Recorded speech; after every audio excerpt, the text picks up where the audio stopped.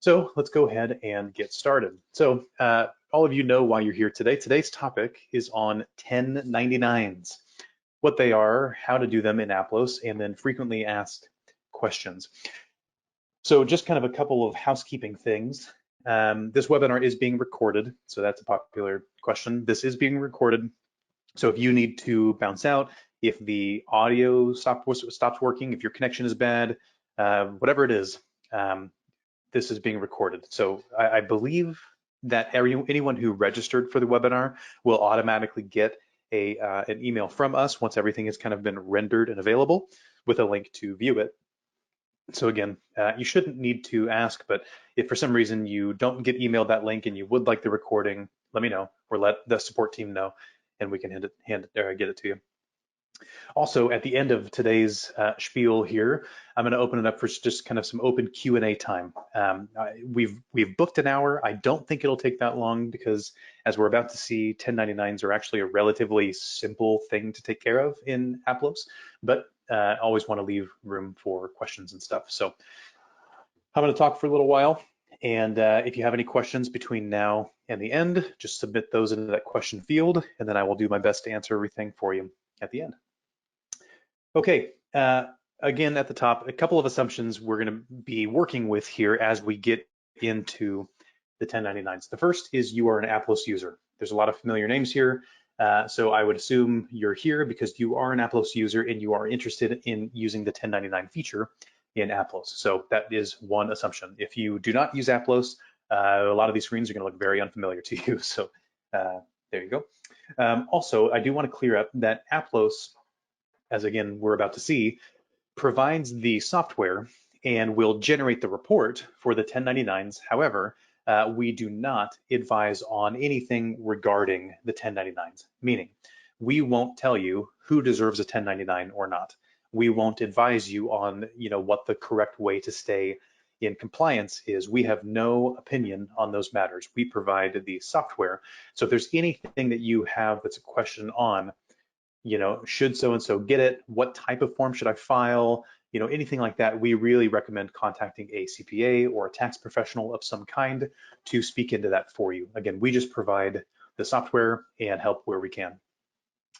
And so therefore, this webinar is going to be primarily focused on the software. I'm going to, provide a little bit of context here, but for the most part, this is going to be pretty much walking through the Aplos side of the 1099 stuff. Okay, so 1099s. 1099s in Aplos, it is a free feature, so there's no additional feature or additional cost this would be to you to use the Aplos side of things. And you can find it by clicking on Fund Accounting, hovering over Accounts, and then clicking on 1099s here. So this gives you a little bit of a breakdown of what this is and the steps that you'll need to complete to produce the 1099s. But we're going to walk through this. There are basically let's call it three criteria that you will need in order to produce a 1099 in Aplos. So the first is you need to turn on the tags. So these are what we call 1099 tags. We kind of just use that vernacular. It is not the same thing as custom tags that you can use to further categorize income and expense transactions. That's a different type of tag. So this is mainly just think of it as turning on the 1099 feature. And so the first criteria here is turning this on and then mapping your expense accounts in Aplos against 1099 categories. Aplos can produce the 1099 MISC and the 1099 NEC. The 1099 MISC historically has been used to track a lot of different categories of the reasons why you pay people, which we'll look at here in a second. The most popular of which was non-employee compensation. So this year, they have now split that into its own form and added a category to it as well. So now there are two pretty popular forms that we now offer, the 1099 MISC and the 1099 NEC, okay? So the first thing that you're gonna wanna do as you are beginning to go through this 1099 process in Aplos is come here, turn it on, and then click click Manage 1099 tags up here at the top. What this is going to do is bring you to a screen which will list all of your expense accounts, and then it's going to have a column here for each one of the 1099 categories. So you can see there's everything from rents to royalties to my personal favorite, fishing boat proceeds. I always pick on that one, and someday we're going to have a customer that has fishing boat proceeds, and I'm going to need to apologize. But until then, you have fishing boat proceeds. And then over on the right, you have now the two new categories here for non-employee compensation, NEC, and then you also have the federal tax withheld paid for the NEC as well. So all of these categories are what then will populate a 1099 form. So what you're going to do is go down the list here. Here's your list of expenses, and you are going to tell it, okay, hey, Aplos, be on the watch for this account in this category. So what you're telling the system to do is essentially keep an eye out for transactions which use these expense accounts as it pertains to these categories. So just as two quick examples, I have an expense account called vendor payments, so not salaries, right? So this is people that I'm paying for something, but they are not one of my employees, right? So I have a vendor payments expense account that I have mapped to the non-employee compensation NEC category. And then I also have, rent here, and I've now mapped rent to rents, okay? Just wanted to throw in two kind of easy examples there, okay? So chances are most of your expense accounts are actually going to be left out. You probably have a handful of accounts that you will actually need to map. If you again, if you have a question on if something matters, then that'd be a good question for a tax professional. But typically, don't feel like you have to map everything. Look across these categories, map things accordingly. Again, if you don't have fishing boat proceeds or crop insurance proceeds, whatever that is, again, just don't map it. Just say no 1099. Okay, so that's first step, is mapping your expense accounts to a 1099 category. The second thing you'll want to do is go to your people section into your lists page. By default, we start every account with a list that says 1099 vendor. If you were to click into this list here, then you can click the plus button and you can add people to this list. So this is telling the system, hey, in addition to watching for these accounts, I also want to, man, I'm tripping over my words today. I also want you to watch for these vendors. So what you're telling the system is these are the vendors that could potentially have a 1099 given to them. Again, this is not going to be everybody. So if you don't, if you have a question of who this pertains to, then ask them. They will tell you if they need a 1099 most likely. Or consult a tax professional, but chances are you're going to, again, have your list of vendors that you've paid for whatever those 1099 reasons are, and you will add them to this list. You can also do this from the person's contact card as well. You can go to the lists and you can add them to a list through these checkboxes here. But let's say that these are the folks that I want to keep a lookout for. So I've got my, couple of vendors here, my company names of Property Management and Mark's Plumbing. And then I've got my expense accounts mapped. So once you've done that, that tells the system, look for these people, look for these accounts. And then when it comes to be 1099 time, you're only going to produce a 1099 for a person if it meets some sort of threshold of payments made to them for the 1099 reasons, okay? So that is what eventually generates a 1099. So going to my reports page, all the way at the bottom here, there is a Form 1099 report. If I click on that guy, it's going to bring me to this year. Up in the top left, I can toggle back over to 2020. And now what it's going to do is it's going to go look and say, did we find the vendor? Yes. Did we find transactions in a 1099 category? Yes, right? That expense account was mapped to this non-employee compensation category. It was then used when recording Mark's Plumbing's transactions throughout the year. And if it was then over this threshold amount, over $600, then it's going to populate a 1099. Now, hear me very quickly, or very intently. This is what drives 1099s in Aplos. So for instance, if you're thinking Mark should be here and he's not, well, double check. Is he on the list? Yes? Okay. Then go through Mark's transactions. Is he using accounts that are mapped to a 1099 category? Yes. Well, if those things are right, does it equal over 600? No. Okay. Well, it needs to. So there's the threshold amount, there's the mapping of the accounts, and there's the people in the lists. That is what drives a 1099. So if for some reason it seems like all boxes are being checked there and you're still not seeing it, then please let our support team know, because it should. But assuming all of that criteria has been met, this is your list of people who will get a 1099.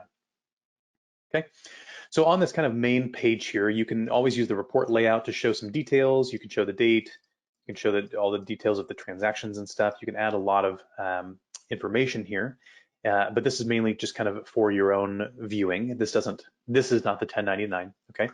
And then if you are missing any relevant information for the 1099, like the person's address or their tax ID number, it's going to say, hey, you're missing. You know, that's like if you're missing just the city or something and you've got the other stuff, then it would say that. So then I would click on this. It's going to take me over to Mark. I can then edit his information. Oh, turns out I do have an address. It's just not marked as primary. So I'm going to mark that box and click Save and Close, and then go back to my report for last year. And there we are. Okay. Again, if you were to also print or download this is simply printing or downloading what you see on this page. So this is not committing to the 1099 formatted report. To do that, you would click on this menu right here that says Extra Actions. So I'm going to click on this. I'm going to click Download Forms. It's going to ask me, so who is the person that is filing this information? So this is my personal filing info here. Phone number 888-274-1316. And then I'm going to hit print. So what this is going to do is it's going to download a zip folder to your downloads folder on your computer. If you're using a Mac, it'll be down here at the bottom. If you're using a PC, it's somewhere in your file navigation. It's been a while since I've used a PC, but in your downloads folder, it should be here. And when you open up that zip, it's going to be here. And then now here are my forms. So I have now these forms. I have the 1096. So that is that information there. I also have the 1099 MISC, and it will print 2 to a page, so 2 vendors per page is how it will be organized. And then my 1099 NEC, so same kind of thing. Now, these fields here, you would then purchase the forms from whatever vendor you prefer. We have a vendor that I'll show you here in a second that does provide these forms, but then you can buy them at any office supply store or any provider of those forms. And they all have a relatively similar format. The trick is these PDFs have been built to be very, very close to most designs that we could find. Every single year, without fail, we purchase the same form, 1099 form, from 2 different suppliers, and they do not match. So it is infinitely aggravating to try to build a passive PDF that then works for everybody's vendor where they purchase the forms, their own printer, their own settings, their own computer, all different stuff. So most issues come with the printing. So as you print this, a couple of best practice things here is you will want to print it. And if you have multiple options here, like scaling or scaling to fit, or sometimes it's fit to page, sometimes it's there's like 4 or 5 of them that you can select from, whatever your print settings are, try a couple of them onto a blank piece of paper and then hold that piece of paper up against the 1099 in the light and figure out which one works. I promise you that will save you a ton of headache. Don't just say, okay, scale to fit, go, because you don't know how that's going to line up with the boxes on the forms. That could completely overlap. It could cause some issues, and now you've burned through 1 page of 1099s. So again, best practice, try a couple of options, try some scaling differences. Again, we have done our absolute best to kind of make this as general as possible, but you will want to play with this depending on what your print settings are. So print out a couple of them on a blank white pieces of paper, and then hold that up against the light, against your 1099 and your 1096, and just make sure that it's all lining up right. Once you figure out which one works for you, then you can go to town. But until then, that is kind of a best practice here. But that is generally the whole process of generating 1099s in Aplos. Again, you have those 1099 tags. You want to enable the feature here. So over in Accounts, 1099s, you want to enable this and then hit Manage 1099 Tags, where then you will go down through the list and map your expense accounts to particular 1099 categories. And then you will also want to go to People and Lists, and then click on your 1099 vendor list and add any relevant contact to this list. And then as soon as the system detects, here's who we're looking for, and we know what expense accounts we're looking for. And if that person and that expense account has been used over $600 in this year, then they will produce onto the 1099 report, which can then be printed, downloaded, and then printed onto whatever forms that you've purchased. Okay. Again, pretty quick subject. Software-wise, this is not it's not a heavy feature, right? It's pretty simple what is being done here, but there is lots of room for nuances and different questions. So allow me to go into a couple of things here real quick, and then we'll open it up for some just kind of general Q&A time. The first of which is, again, relating to the information shown here. So if you are missing information, so if you think, oh, Mark should be here and he's not, or I should have a third vendor and they're not here, or I know that I've paid them more than that, so why is that not showing up? Well, if you're looking for a particular vendor, then my first idea would be to start with the list, right? Start with your 1099 vendor list, make sure they're on the list. They are? Okay. Well, then if they're on the list, then let's go to a different report here and let's run the expense by payee report. And then you can filter down to a certain contact. So let's filter down to Mark from last year. And that's going to then show me, here is all of the details that Mark has been paid. Let's add the account. Okay, so you would then basically use this report to kind of narrow in on, okay, here's everything that I've found from Mark, okay? So what this is, and actually I have my fiscal year set to July, so let's do this.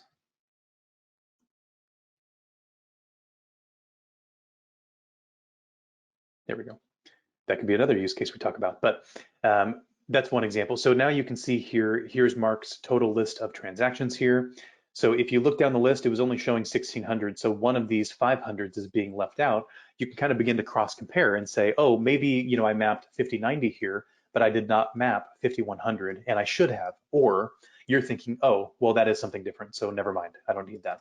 But this can help you kind of compare what you're looking for against the other stuff that's in the system. Likewise, I just thought about that, but if you have a different fiscal year than January through December, and you're using another report to kind of go hunt and do some research, make sure that you're looking at the date range of January through December, because that is what the 1099 looks for, okay? So that threw me off for a second, but hopefully that is clear. So yeah, if you are missing information, I would first start with, is the vendor there? And then I would start hunting down, okay, well then are all of my expense accounts mapped? And if so, does that combination here equal over 600? If it doesn't, then, well, you don't need it. That would be what I would do for research if something is missing. Now, if something is there that is too much, so meaning if I went to my 1099 and I looked at, I gotta do this every time, I looked at this 10,500 and I think, whoa, that's high. I don't think it should be that much. Then again, same kind of thing. I can then kind of expand the details here. I could take a look at exactly what's driving this, right? I think I can show the account. Yeah, the account's in there. There it is, rent. So I can look at this and say, oh, it's including, some account that I actually don't want mapped or something like that. So I can go take that out of my mapping or, so on and so forth. But again, using these reports and other reports to kind of cross compare would be good ways to just make sure that what's on there is actually worthy of being on there. The other thing we run into sometimes is if people have a vendor, and this is usually the case with individuals, but let's say that there's a person, let's say that this is actually just Mark and not Mark's Plumbing, but Mark. And Mark is both a donor, he's also a volunteer, he gets paid some reimbursements, and he also actually gets paid to do something, right? So he's got kind of a mix of stuff happening here. Sometimes you could see something that is, there's a vendor here that shouldn't be there, and it's due to them needing a 1099 for certain things, but then there are other things that don't belong on their list. Well, again, remember what criteria drives this report. This is only a report based on who you told it to look for and what accounts you told it to look for.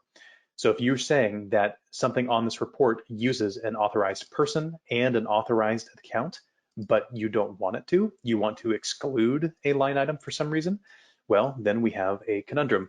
A couple of solutions for that in my opinion, are either to create two different vendors and moniker one as Mark's Plumbing -1099 and then Mark's Plumbing, that is not 1099, add the 1099 one to the list and leave the other one out. Or my other solution, which I actually like a little bit better, is to create an additional account. So for instance, if you have, vendor payments is maybe a bad example, but let's say that you use an existing like salary account or something, and also put vendor payments in it. And so sometimes you want it to be there, but sometimes not. What you can do is in your chart of accounts, create a sub account. Let me go over here. And I'll just pick on vendor payments just for fun. But let's say that I have 5090.1, and this is going to be vendor payments. Can't type today either. You can say vendor payments -1099. So now that can also be a sub account to something that exists, but that is now my special account that I can use for specifically that type of thing when it applies to a 1099. Otherwise, I just use the same one. Making it a sub account will allow you to kind of collapse that detail on an income statement. So that way you only see kind of the total sum of this parent account with the child accounts kind of activity wrapped up into it. But if you do want to kind of delineate those out, you can, and then you can kind of specifically map this one for 1099s and leave the other one out. So there's a couple of combination things there. And then I already mentioned the printing stuff. So the other one, the last one that I wanted to talk through real quick, and then we'll open it up for some Q&A stuff, is what happens when you are switching to Aplos mid-year. And so you have, let's say that you were using another system for January through June, and then you switched in July. And so now you just started with, starting balances in July, and now only have the back half of the year in Aplos for 1099 records. Well, that one is fun. There is a way to do that that is a little bit more complicated, but what I would kind of just skip a rock through it. What you would want to do is set up a checking account, kind of a dummy register here, and just call it, 1099 history or something like that.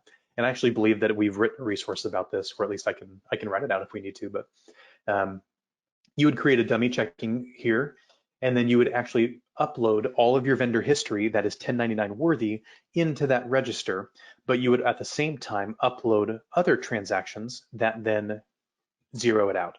So for instance, you would enter a payment to Alex for $100, and Alex and that expense account are mapped to the 1099 list and the 1099 expense category. You would then upload a deposit into the same bank account using the same expense account, but a 1099 vendor history like contact. And so what that does is it reverses out the net effect on your income statement. That the ins and outs of it kind of wash out. But what you are left with is now a record for Alex that has his information on that expense account. So that would allow you to run a 1099, but not muddle your income statement financial history. So again, that one is a little bit more involved. It's more of a more complicated process. So if that is a use case that applies to you, I would recommend reaching out to our support team and just say that, hey, Alex mentioned something about switching 1099s mid-year. I would like more information about that, and then I'd be happy to help with that where I can.